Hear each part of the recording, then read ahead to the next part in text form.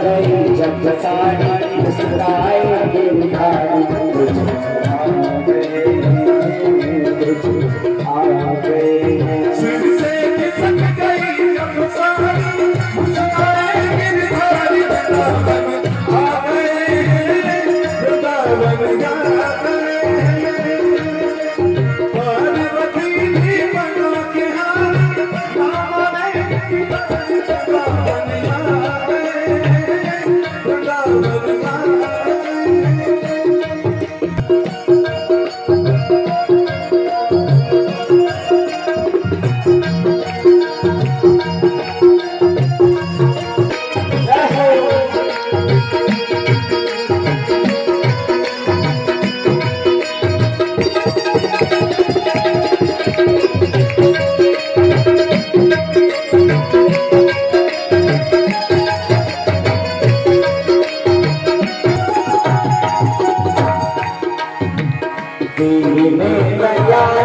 तेरा तब से गोपेश्वर हुआ नाम रे हुआ नाम रे दीनदयाल तेरा तब से गोपेश्वर हुआ नाम रे हुआ नाम रे ओ मेरे भोले बाबा वृंदावन बना धाम रे बना धाम रे ओ मेरे भोले बाबा वृंदावन बना धाम रे बना धाम रे हर हर कहे हैं ओ पुरारी कहे हैं ओ पुरारी रातों राज हमारी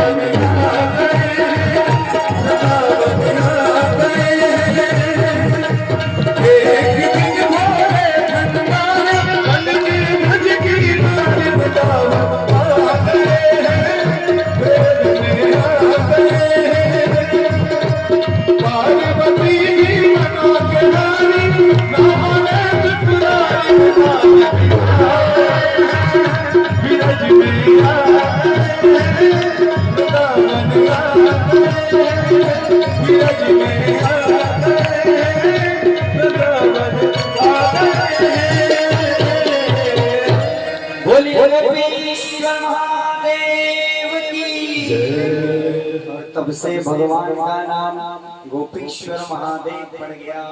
आज भी वृंदावन में बंसी वट में गोपीश्वर महादेव का स्थान है और ऐसे महादेव हैं जहां प्रातः काल तो जल चढ़ाया जाता है और सायंकाल में भगवान गोपी रूप में दर्शन देते हैं। भगवान का एकमात्र भगवान का शिवालय है जहां भगवान सायंकाल में गोपी बन के दर्शन देते हैं। आज भी भगवान भोलेनाथ वहाँ गोपी के रूप में दर्शन देते हैं। गोपी बन जाते हैं शाम को जल नहीं चढ़ता, शाम को गोपी के रूप में दर्शन देते हैं।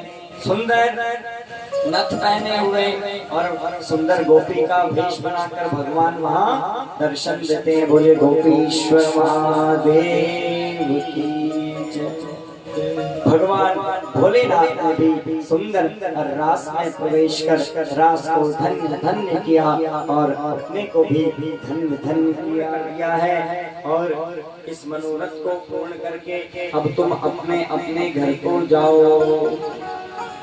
सभी गोपियां अपने अपने घर को चली गई और भगवान इधर सुखपूर्वक गोकुल में वृंदावन में निवास करने लगे। एक बार प्रभु गोविंद की इच्छा हुई तो भगवान वन में चले गए वन विहार करने और वन में जाकर भगवान के लिए कंस ने एक अपना दैत्य भेज दिया, एक विशाल अजगर भेज दिया और कहा कि जाओ तुम नंद बाबा को पकड़ लेना। सभी ग्वाल बाल भगवान सहित वहां गए और उस अजगर ने भगवान को पकड़ लिया और बाबा चिल्ला उठे, सर्पो माम दर्शने दाता परिमोचया। हे कृष्ण, यह बड़ा बड़ा सांप मुझे खाने जा रहा है, मुझे बचाओ, मुझे बचाओ। ग्वाल बाल सब उसको मारने लगे सर्प को, लेकिन किसी से भी वह सांप नहीं मरा।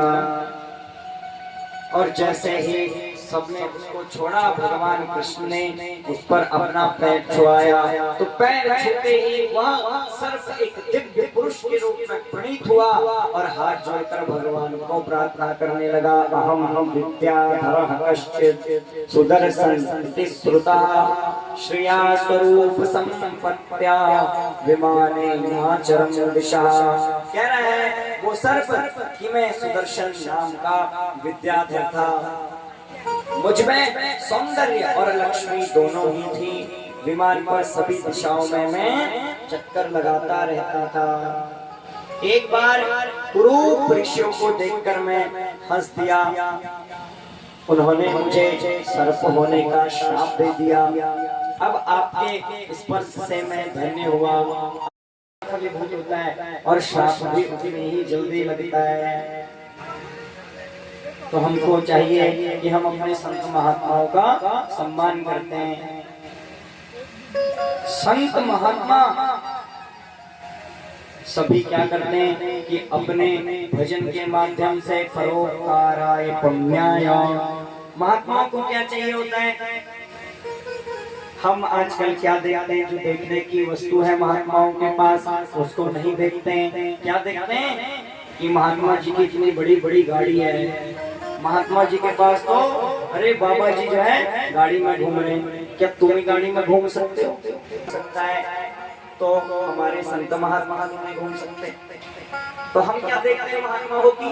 महात्माओं की माया नहीं देखते हैं। महात्मा तो जो है कुछ भी कर सकते हैं, किसी भी क्षण उनकी माया से हम परिचित नहीं है अभी। तो जो देखने की वस्तु है महात्माओं के पास, वही हमको देखनी चाहिए। ये तो भ्रम है।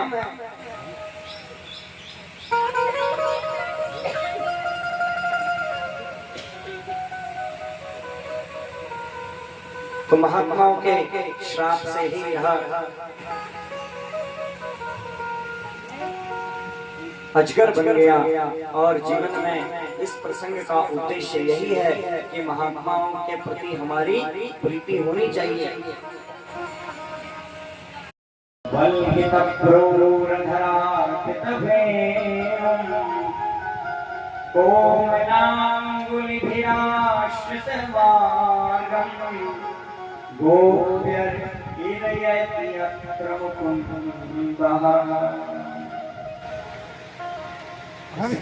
आपस में बात कर रही है, उसी का नाम युगल गीत है। यारी सखी अपने प्रेमी जनों को प्रेम वितरण करने वाला और द्वेष करने वाले तक को मोक्ष देने वाले श्याम सुंदर नटनागर जब अपने बाएं कपोल को बाईं बाह की ओर लटका देते हैं, बाम बाहुक बाम कपोलो, और अपनी भौवें नचाते हुए बांसुरी को अधरों से लगाते हैं तथा अपनी सुकुमार उंगलियों से उसके छिद्रों पर फेरते हैं। उस समय गोपियों के चित्त में अत्यंत प्रसन्नता होती है।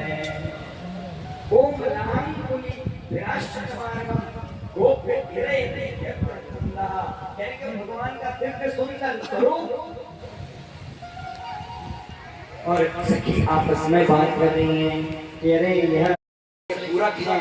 अगर गृहस्थ का सहयोग महात्मा जनों को और महात्माओं का आशीर्वाद गृहस्थ जनों को सदैव पूर्वजों से ही हमारे इतिहास में मिलते आया है, परंतु आज के समय में हम सभी लोग धीरे धीरे महात्माओं से दूर होते जा रहे हैं। साधु महात्माओं के श्राप से यह अजगर बन गया देखो, और फिर भगवान ने इसको अपने लोक में स्थान दिया। अब होली की रात में कृष्ण और बलराम अपनी पत्नियों और गोपियों के साथ वन में विहार कर रहे थे। तभी वहाँ कुबेर का अनुचर शंखचूड़ नामक राक्षस वहाँ आकर गोपियों को लेकर उत्तर दिशा की ओर चल भागा। गोपियां चिल्लाकर कृष्ण कृष्ण कहने लगी। भगवान ने जैसे ही देखा कि यह क्या हो रहा है, महाराज जी बहुत हमारे बीच में से आए हैं, तो महाराज जी को अपने स्थान पर आप आए, आपने दर्शन दिया। ओम नमो नारायण। तो कथा भगवान ने जो है हमारे चित्त को चुरा गया, हमारे चित्त को वात्सल्य चोर ले गया।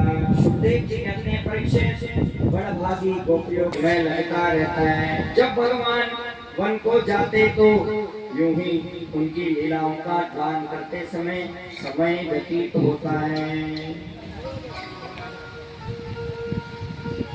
इधर अब राजन परीक्षित कहते हैं कि जिस समय भगवान श्री कृष्ण ब्रज में प्रवेश कर रहे थे और वहां नंदोत्सव की धूम मच रही थी। बोले भक्तवत्सल भगवान की जय। कह रहे उसी समय अरिष्टासुर नाम का एक दैत्य वहां आ पहुंचा। उसने बैल का रूप धारण कर लिया। वह अपना खुर जोर जोर से धरती पर पटक रहा था कि उससे धरती कांप उठी महाराज, और बड़े जोर से गरज रहा था। चारों ओर हाहाकार मचा हुआ था। सभी हे कृष्ण भगवान ने उसे ललकारा और वह क्रोधित हो गया। उसने अपने तीक्ष्ण सिंह आगे कर लिए, लाल लाल आंखों से टकटकी लगाकर भगवान श्री कृष्ण की ओर टेढ़ी नजर से देखता हुआ वह उन पर इतने वेग से छूटा मानो इंद्र का वज्र ही गिर पड़ा हो। भगवान ने दोनों हाथों से उसके सिंह पकड़ लिए और उसे पटक पटक कर भगवान ने धरती पर उसका प्राणांत कर दिया। बोले भक्तवत्सल भगवान। और जब कंस के पास पहुंचे तो उन्होंने उनसे कहा, कंस जो तुम्हारे हाथ से वो कन्या छूटकर आकाश में चली गई थी वह तो यशोदा की पुत्री थी, और जो ब्रज में श्री कृष्ण हैं वो देवकी के पुत्र हैं, वहाँ जो बलराम है वो रोहिणी के पुत्र हैं। वसुदेव ने तुमसे डरकर अपने मित्र नंद के पास दोनों को रख दिया था। यह सुनकर कंस की एक इंद्री क्रोध के मारे कांप उठी महाराज। कंस बहुत क्रोध में आ गया। जब कंस को यह मालूम हो गया कि वसुदेव का लड़का ही मेरी मृत्यु का कारण है, तब उसने फिर से देवकी और वसुदेव दोनों को जेल में भेज दिया था और केसी नामक दैत्य को बुलाया और कहा तुम ब्रज में जाकर कृष्ण बलराम को मारो। इधर अनेक प्रकार के दैत्यों को भगवान ने वध किया। व्योमासुर का वध किया, अरिष्टासुर का वध किया। कोई घोड़े के रूप में कंस भगवान के पीछे पड़ गया कि इसको मार डालो मार डालो। श्री नारद जी कह रहे हैं कि ऐसा करो, अब तुम मल्ल युद्ध की तैयारी करो। कुबले हाथी को द्वार पर रख देना और दोनों अपने वहां सभी को कृष्ण बलराम को धनुष यज्ञ के बहाने यहाँ बुला दो और उनको यहाँ बुलाकर हाथियों से कुचलाकर उन दोनों को मार देना। कंस ये जो है ना, ये तो केवल स्वार्थ का सिद्धांत जानता है। अगर किसी की बलि देने से इसका स्वार्थ सिद्ध होता है तो यह ऐसा दैत्य है कि ये सबकी बलि भी देने को तैयार है। इसलिए उसने श्रेष्ठ यदुवंशी अक्रूर जी को बुलाया और बड़े प्रेम से स्वार्थ पूर्वक, देखो जो स्वार्थी होता है वो अपना स्वार्थ बंधो कैसे भी सिद्ध कर लेता है। कंस जैसा दुष्ट भी अक्रूर मंत्री को बुलाकर हाथ पर हाथ रखकर आज प्रेम से बड़े उदार मन से उनकी प्रशंसा करने लगे। कहने लगे आप तो बड़े उदार दानी हैं, सब तरह से आदरणीय हैं। आज आप मेरा एक मित्रोचित काम कर दीजिए, क्योंकि मित्र का कर्म है पापा निवारयति योजयते हिताय। जो मित्र किसे कहते हैं? कुपथ निवार सुपंथ चलावा। गुण प्रगटे अवगुण ही दुरावा। किसको कहते हैं मित्र? जो कुपथ निवार सुपंथ चलावा। अच्छा, अगर आपको किसी को जानना है कि मेरा मित्र ये है कि नहीं, तो उसमें ये गुण जान लेना। कौन से? कुपथ निवार सुपंथ चलावा। वो आपके बुरे मार्ग को निवारण करके आपको अच्छे मार्ग पर चलाएगा। और गुण प्रगटे अवगुण ही दुरावा। आपके गुणों को वो प्रकट करेगा और आपके अवगुणों को वो दूर करने का प्रयास करेगा। यही ये लक्षण जिस व्यक्ति में देखो, वो समझ लेना आपका मित्र है। चाहे वह लक्षण आपके पिता में, आपके माता में आपके लिए हो, या आपके गुरुओं में आपके लिए हो, तो समझना सच्चे मित्र हमारे यही हैं। बाकी आजकल के मित्र कैसे हैं? कुपथ निवार नहीं, सुपथ निवार कुपंथ चलावा। अगर तुम सही मार्ग पर चल रहे हो तो तुमको सही मार्ग से हटाकर वो उल्टे मार्ग में चला देते हैं। कहते कोई बात नहीं, आज पी ले, थोड़ा सा पी ले, आज कुछ नहीं होता, एक बार पी ले बस। ये मित्र नहीं है, ये आपको सही मार्ग से भटका रहे हैं और गलत मार्ग पर ले जा रहे हैं। सुपथ निवार कुपंथ चलावे। कुपंथ में चलाने वाले लोग आपके मित्र नहीं हैं। और जो गुणों को तो प्रकट नहीं करते और अवगुणों को जरूर हम पर हावी कर देते हैं। जीवन में एक बात याद रखना, जिस दिन आपने ये मित्रता रूपी प्रपंच जीवन में छोड़ दिया, देखो कोई मित्र नहीं किसी का, अपने आयु के लोगों से कभी मित्रता नहीं करने। अब जीवन में अगर आपको सफल होना है तो आज आप मेरा अनुभव और एक मेरा गुरु मंत्र यहाँ से समझकर आप इस मंत्र को ले जाओ कि अगर आपको जीवन में कुछ बड़ा बनना है तो अपने समकक्ष व्यक्ति की कभी भी मित्रता नहीं करना। अपने समकक्ष क्षेत्रीय हमारे भगवान की, गुरु महाराज जी और उनकी दया से कभी मेरा समकक्ष का मेरा कोई भी मित्र नहीं रहा। इसी का प्रभाव है कि उन बड़े लोगों ने जो 100 वर्ष में अनुभव लिया, 80 वर्ष में, 50 वर्ष में अनुभव लिया, उन्होंने अपने आशीर्वाद से मुझे पोषित किया और उनके आशीर्वाद से मुझे वो अनुभव 50 वर्ष का इस 25 वर्ष की आयु में मिला। मैं आपको ये दावे से कहता हूँ कि आप जितने भी सब मेरे यहाँ पे मेरे भाई बंधु हो, लेकिन अगर जीवन में कुछ सफलता चाहते हो तो अपने समकक्ष व्यक्ति की मित्रता बिल्कुल त्याग दो। मित्र किसे बनाओ? मित्र अच्छे संतों को बनाओ, ब्राह्मणों को बनाओ, बड़े बुजुर्गों को बनाओ, बड़े लोगों के साथ बैठो, आचरण मिलेगा, व्यवहार मिलेगा, जीवन की शिक्षा मिलेगी। अरे समकक्ष व्यक्ति क्या सिखाएंगे तुम्हें? बस यही सिखाएंगे, आज यहाँ घूमो, आज वहाँ घूमो, आज ये खाओ, आज वो पियो, लेकिन ये तुम्हें कोई भी ब्रह्म पद का ज्ञान नहीं दे सकते। मित्रता एक सीमित समय तक ठीक है, होते हैं मित्र भी, ऐसी बात नहीं है, मित्र भी समकक्ष के मित्र होते हैं, परंतु अधिक संगति बड़े लोगों की करोगे तो हमेशा जो है अच्छा ही जीवन में होगा। बोले भोले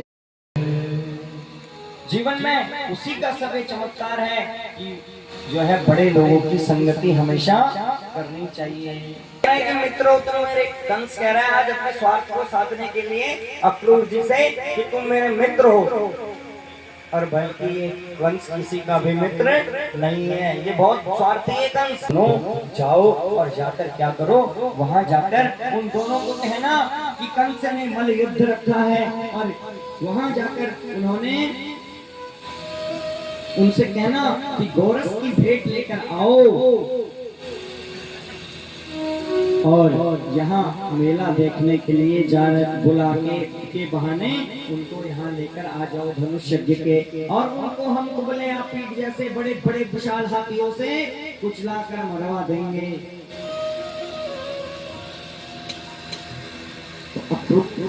जी आज मन में विचार कर रहे हैं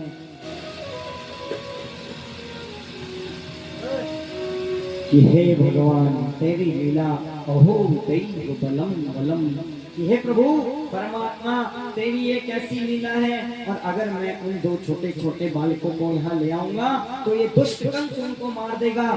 और अक्रूर जी ने कहा मनुष्य को बड़े भाग्य से प्रभु का दर्शन मिलता है।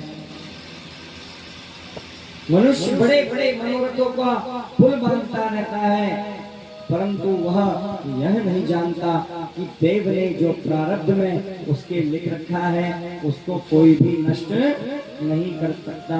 लिख मत ललाटे तो तुम का समर्था, अगर जो ललाट ने हमारे मस्तक पर लिख दिया, वह कभी विधाता ने जो लिख दिया, छठी रात्रि के अंक राय घटे न तिल बड़े, काहे को होत निशंक। परमात्मा ने हमारे जो मस्तिष्क पर लिख दिया है, इससे कभी भी हम पार नहीं हो पाते। एक बात ध्यान से समझ लेना बंधुओं, भक्ति करना अलग विषय है और दुख भोगना अलग विषय है। हम लोग सोचते हैं कि हम भक्ति कर रहे हैं, हम इतनी कथाएं सुन रहे हैं, हम हमारा लड़का ऐसा हो जाता, हमारा लड़का वैसा हो जाता। ये भक्ति करने का नहीं है, ये तो तुमको मिल गया, जो होना है। नहीं भी करोगे भक्ति तो तब भी बढ़ जाएगा। अगर प्रारब्ध पर होगा, उसके भाग्य पर होगा, उसने श्रम किया होगा, तो तुम बिल्कुल भक्ति मत करो। नौकरी पर तो लड़का तब भी लग जाएगा। भगवान की भक्ति करना और लड़के की नौकरी करते कि भगवान मैं इतने मंदिरों में जा रही हूँ, पंडित जी मैं इतने मंदिरों में गई, मैं चलक नौकरी ला जाऊँ तो भलची कहाँ से लगेगी नौकरी। और कभी भी मंदिरों में भी हम ऐसे कहते हैं लड़के की नौकरी लग जाएगी, हम ये करेंगे वो करेंगे। ये सब चीज निश्चित है, परमात्मा ने हमारे लिए लिख के भेजा है कि हम क्या कर्म करेंगे, कहाँ से पैसा कमाएंगे। हमारे हाथ पर कुछ भी, हम भक्ति कर सकते हैं भगवान की। और भक्ति करने का अर्थ ये नहीं है कि सब चीज तुमको ही सुख मिलेगा, ये दुखालय है। अगर सब ही सुख, हम क्या चाहते हैं पता है राधे, हम ये चाहते हैं कि लड़का भी होशियार हमारा ही हो, रोग भी कोई हमारे शरीर में ना हो, अच्छा घर भी हमारे पास हो, अच्छी गाड़ी भी हमारे पास हो। अरे जो सब आपके पास हो जाएगा तो तुम फिर यहाँ क्यों आए? तुम्हें तो इंद्र का सिंहासन खाली कराना चाहिए तुम्हारे लिए। ऐसा नहीं होता।